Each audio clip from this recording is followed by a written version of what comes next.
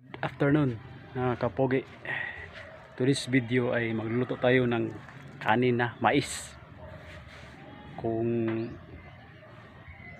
paano ito gagawin, tala, puntahan na natin. Nagsaing na ko doon sa munting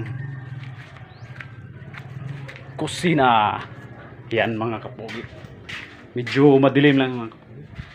Ayan mga kapogi, nag-ano na tayo, nagsaing na tayo. Ay, medyo ano na, pwede na natin yan lagyan ng mais mga kapogi. Ayan yung mais natin. Ayan mga kapogi, yan ang mais natin mga kapogi. Ganyan lang, ganyan magluto ng mais mga kapogi ha. Pag ano na yung kumukulo na yung tubig, lagyan mo na ng mais. Katapos ganunin mo kung pwede na ba siyang takipan. Yan, pwede na yan mga kapugi. Maghintayin lang tayo ng ilang minuto mga kapugi para maano natin. Yan talaga kung magluluto tayo ng kanin nga mais mga kapugi. Sarap yan. Malayo tayo sa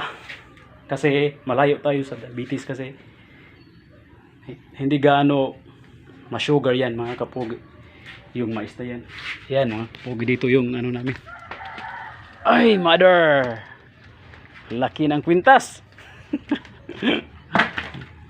Yan, tingnan natin mga kapugi. Yan, kumukulo na, kumukulo.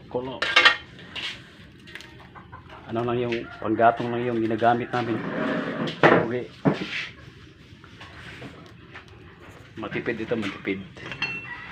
Yan, pwede na itong anuhin, sugkayin.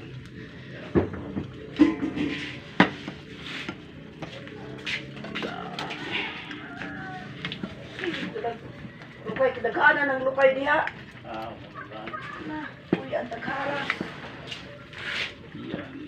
O ganyan lang. Uy. Maluto na yan. Ipan natin. Kuha na natin ng panggato. Yan. Tapos na tayong magluto. Bye bye.